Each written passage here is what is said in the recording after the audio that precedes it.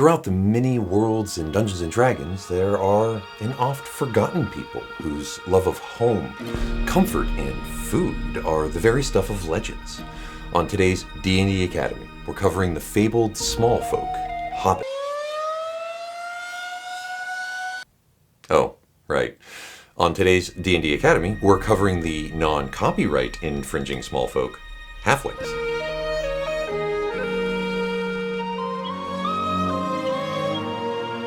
Welcome back to D&D Academy. My name is Paul, and I'm the Dungeon Master here at House of Crit. The comforts of home are the goals of most Halflings' lives.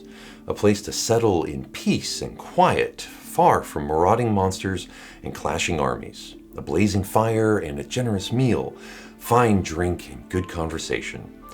Though some Halflings live out their days in remote agricultural communities, others form nomadic bands that travel constantly, lured by the open road and the wide horizon to discover the wonders of new lands and peoples.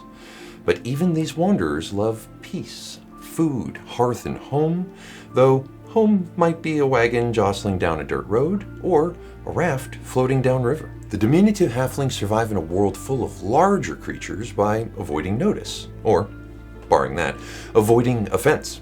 Standing about 3 feet tall, they appear relatively harmless and so have managed to survive for centuries in the shadow of empires and on the edges of wars and political strife. They are inclined to be stout, weighing between 40 and 45 pounds. Halfling skin ranges from tan to pale with a ruddy cast, and their hair is usually brown or sandy brown and wavy. They have brown or hazel eyes. Halfling men often sport long sideburns, but beards are rare amongst them, and mustaches even more so. They like to wear simple, comfortable, and practical clothes, favoring bright colors. Halflings are an affable and cheerful people. They cherish the bonds of family and friendship, as well as the comforts of hearth and home, harboring few dreams of gold and glory. Even adventurers among them usually venture into the world for reasons of the community, or friendship, wanderlust, or curiosity. They love discovering new things, even simple things such as an exotic food or an unfamiliar style of clothing. Halflings are easily moved to pity and hate to see any living thing suffer. They are generous, happily sharing whatever they have, even in the leanest of times. Most Halflings live in small, peaceful communities with large farms and well-kept groves. They rarely build kingdoms of their own or even hold much land beyond their quiet shires. They typically don't recognize any sort of baffling nobility or royalty, instead looking to family elders to guide them. Families preserve their traditional ways despite the rise and fall of empires. Many Halflings live among other races, where the Halflings' hard work and loyal outlook offer them abundant rewards and creature comforts. Some Halfling communities travel as a way of life, driving wagons or guiding boats from place to place and maintaining no permanent home.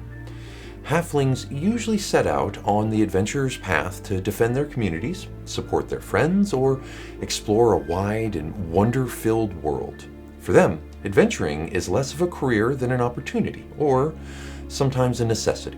So, if you've decided to make a Halfling character, you gain a variety of features and traits that represent an assortment of both inborn abilities and cultural attributes. Halflings have a bonus to their dexterity score of +2, representing their quick and agile nature. A Halfling reaches adulthood at the age of 20 and generally lives to the middle of their second century. Halflings stand about 3 feet tall and weigh about 40 pounds. You are considered a small-sized creature and have a base walking speed of 25 feet.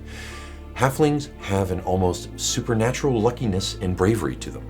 When you roll a 1 on an attack roll, ability check, or saving throw, you can re-roll the die and must use the new roll.